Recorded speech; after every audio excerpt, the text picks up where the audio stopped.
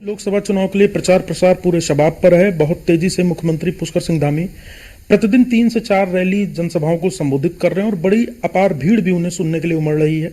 बेहद व्यस्त समय में से उन्होंने कुछ समय हमसे बातचीत करने के लिए दिया, उनसे बातचीत करेंगे। सर, बहुत बहुत स्वागत है आपका। कैसा जन समर्थन सर मिल रहा है? आपने हालांकि लोकसभा आचार संहिता से पहले ही पूरे पहाड़ का दौरा किया, महिलाओं के हित में जो राज्य सरकार ने काम किया उस बाबत आपने महिलाओं से, स्थानीय लोगों से सीधे चर्चा की। एक पूर्व प्लान आपका था और अब चुनाव में कैसा समर्थन मिल रहा है?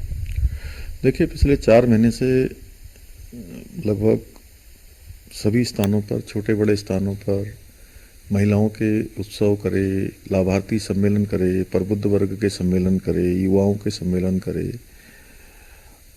किसानों के बीच में भी गए, व्यापारियों के बीच में भी गए।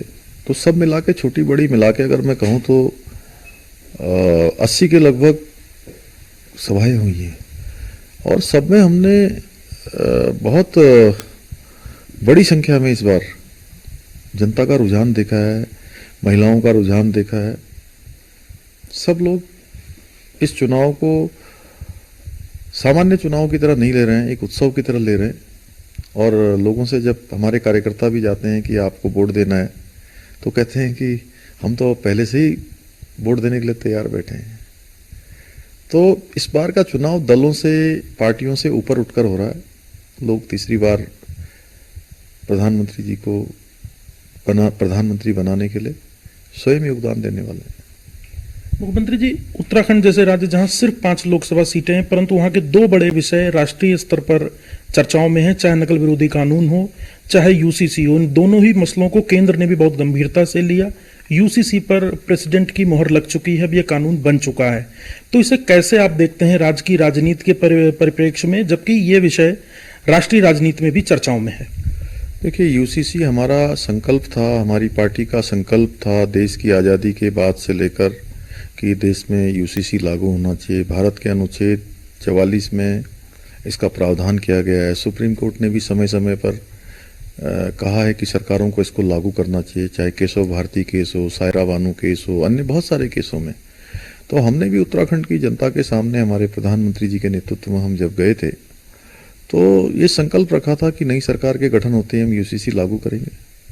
हमारा ये संकल्प पूरा हुआ, हमारा वायदा पूरा हुआ है और अन्य राज्य भी भविष्य में इसका लाभ लेंगे।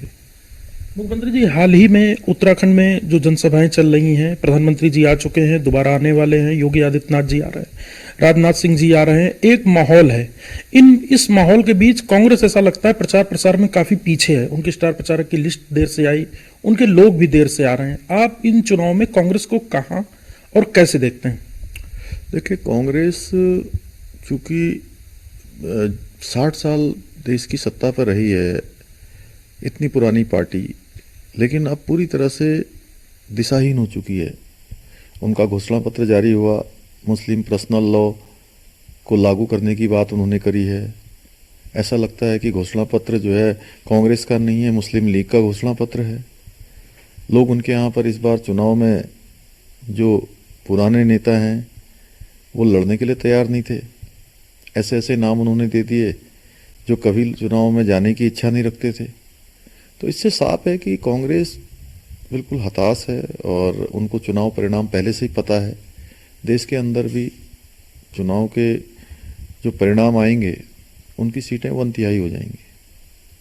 मुख्यमंत्री जी, उत्तराखंड में 2 प्रमुख घटनाएं कुमाऊं में हुई। एक तो बनफूलपुरा का दंगा और दूसरा बाबा तरसेम सिंह जी की हत्या। दोनों ही मामलों में सरकार ने एक बड़ा संदेश दिया, जबकि जो कल रात इनकाउंटर पुलिस का हुआ जिसमें मुख्य आरोपी मारा गया, इससे एक बड़ा संदेश तो गया ही और 15 साल से जो इनकाउंटर पर ब्रेक था वो शुरू हो गया। आपने नानक मता पहुंचकर कहा था आरोपी बचेंगे नहीं। जो सरकार ने कहा वो किया। कानून व्यवस्था पर इससे एक बड़ा संदेश भी गया है। आप इस पर क्या कहेंगे और ये क्या संदेश है? देखिए, उत्तराखंड में अपराध किसी भी कीमत पर यहाँ के लिए है नहीं। कोई भी अपराधी अब ये न सोचे कि उत्तराखंड में आएगा अपराध करेगा। यहाँ कानून का राज है, कानून सख्ती से काम कर रहा है। दोनों ही घटनाओं में, चाहे बनभूलपुरा क्षेत्र की घटना हो, जिन्होंने उपद्रव किया, आगजनी करी, उनके साथ कानून ने जिस प्रकार से काम किया उसको सब लोगों ने देखा। सब जेल की सिकचों के पीछे हैं। और बाबा तरसेम सिंह जी की हत्या बहुत ही दुर्भाग्यपूर्ण थी। एक सेवादार, जत्थेदार, समाज के लिए काम करने वाले, धर्म के काम करने वाले, लोगों की भलाई के लिए काम करने वाले, शिक्षा के क्षेत्र में काम करने वाले ऐसे व्यक्ति का, ऐसे मैं कहूँ कि एक तरह से महात्मा थे, वो संत थे, उनकी हत्या, ये हमारे लिए बहुत बड़ा चैलेंज था। उत्तराखंड की पुलिस ने बहुत सराहनीय काम किया है और एक संदेश भी है कि अब उत्तराखंड में कोई भी अपराध का काम नहीं होगा। अपराधियों की जगह कानून उनको पहुंचाने का काम करेगा और कठोरता से काम होगा, भविष्य में भी काम होगा। यहाँ कानून का राज चलेगा। मुख्यमंत्री जी, इस घटना के बाद इस हत्या को धर्म की आड़ लेकर दूसरा रूप देने की कोशिश की गई, परंतु जब पुलिस ने जांच की तो पता लगा कि वास्तव में हत्यारे हैं, अपराधी हैं, ये भाड़े के हत्यारे हैं, कॉन्ट्रैक्ट किलर्स हैं। तो सिख समाज में भी इसका एक बड़ा संदेश गया है और सब पुलिस के और इस कार्रवाई के समर्थन में है। इससे कानून व्यवस्था का एक बेहतर परिदृश्य भी दिखता है। आप क्या अपील करेंगे लोगों से?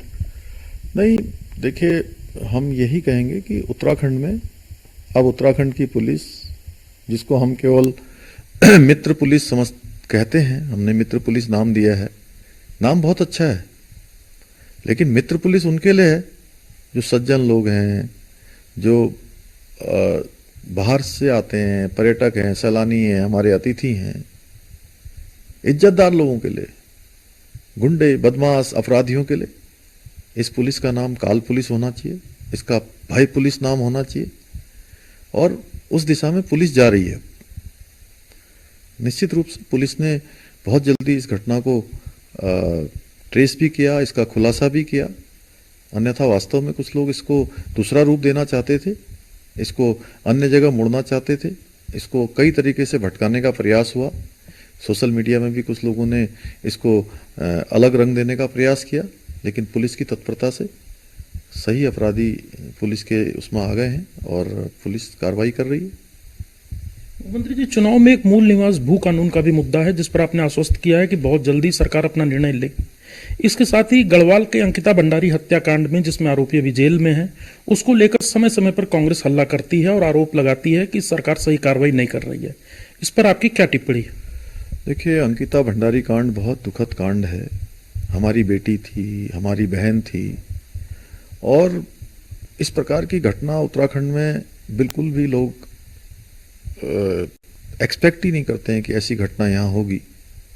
लेकिन जैसे ही उस घटना के बारे में हमें पता लगा, बहुत दुख हुआ और हमने तत्काल पुलिस को और प्रशासन को तत्काल कहा कि तत्काल गिरफ्तारी होनी चाहिए सबकी, जो भी इसमें आरोपी हैं, अपराधी हैं, सबकी गिरफ्तारी हुई। उसके बाद उस पूरे अपराध की जांच ठीक प्रकार से हो, हत्या के कारणों का पता लगे कि कहाँ कहाँ तक है, तो एसआईटी बनाई गई और महिला डीआईजी स्तर की महिला अधिकारी की अध्यक्षता में कमेटी बनी, पी रेणुका कुमारी के नाम उस पर, और उन्होंने पूरी जांच करी, हर एक के बयान लिए अलग अलग, और एसआईटी ने अपना पूरा एक चार्जशीट बनाकर न्यायालय में लगाया। हमने कोई कमी इसमें नहीं करी है। हम उनके घर भी गए, उनसे बात भी करी, अंकिता के माता पिता के साथ बात करी, उनके घर गए, 25 लाख रुपए की धनराशि राजकोष से हमने मदद भी करी उनको, और उन्होंने कहा कि ये वकील लगा दीजिए, इस वकील से हमको पैरवी करवानी है। हमने वो वकील भी लगाया। उन्होंने कहा कि यहाँ के नर्सिंग कॉलेज का नाम उस नाम से रख दीजिए, हमने उसमें भी कहा। उन्होंने जो भी कहा हमने वो किया है। और जब मामला न्यायालय में चला गया तो कुछ लोग कहने लगे सीबीआई जांच करवाइए। हमने कहा हम सीबीआई जांच को भी तैयार हैं, लेकिन मामला न्यायालय में है। न्यायालय से जब आदेश आया कि इसमें पुलिस सही जांच कर रही है, उन्होंने सीबीआई को न्यायालय ने नहीं दिया, तो उसमें हम क्या कर सकते हैं, हमारे हाथ में नहीं है। अब चार्जशीट लगी हुई है, माननीय न्यायालय जो भी आदेश देगा हम उसका पालन करेंगे। आरोपी सारे जेल में हैं, तो राज्य सरकार की, प्रशासन की किस स्तर पर कमी है। लेकिन कुछ लोगों को केवल मुद्दा नहीं मिल रहा है, तो ऐसी बेटी, हमारी बहन, उसके नाम पर राजनीति कर रहे हैं। ये बहुत दुर्भाग्यपूर्ण है और उत्तराखंड की जनता इसको समझती है। मैंने बहुत लोगों से बात करी है, मैंने सुझाव मांगे, भाई आप बताइए हम इसमें क्या कर सकते हैं। माननीय न्यायालय में चार्जशीट जा चुकी है, हम जो अपने स्तर से सरकार कर सकती थी सरकार ने किया है, पुलिस ने जो काम करना था वो काम किया है। अब कुछ लोगों को राजनीति करनी थी, उनको लोग देख रहे हैं कि अब राजनीतिक क्षेत्र में आ गए हैं सब। कुछ लोग आगे से आए हैं, कुछ लोग पीछे से आए हैं, पहले पीछे से करते थे अब आगे से कर रहे हैं। मुख्यमंत्री जी, प्रदेश में 2 उपचुनाव, विधानसभा चुनाव और पंचायत चुनाव, आपके कार्यकाल में दोनों उपचुनाव, पंचायत चुनाव और विधानसभा चुनाव में जो मिथक टूटा, लोकसभा चुनाव में जो पार्टी ने एक निर्णय लिया है कि जीत तो हमारी है परंतु मतों का अंतर 2 गुना होना चाहिए, इस दिशा में कितना आगे आपको लगता है काम हो रहा है और जन समर्थन कितना है? नहीं, पूरा जन समर्थन मिल रहा है और इस बार हमारा मतों का प्रतिशत बढ़ने वाला है, इसमें कोई संदेह नहीं है, क्योंकि मोदी जी के 10 साल के कार्यकाल में और ज्यादा काम हुए हैं तो मत भी और ज्यादा मिलेंगे। तो आप थे मुख्यमंत्री पुष्कर सिंह धामी, आप चुनाव के कार्यक्रमों में बेहद व्यस्त हैं, बावजूद इसके हमें समय दिया। मुख्यमंत्री ने 2 महत्वपूर्ण बातें की हैं कि मित्र पुलिस सज्जनों अच्छे लोगों के लिए है, अपराधियों के लिए काल पुलिस बनेगी।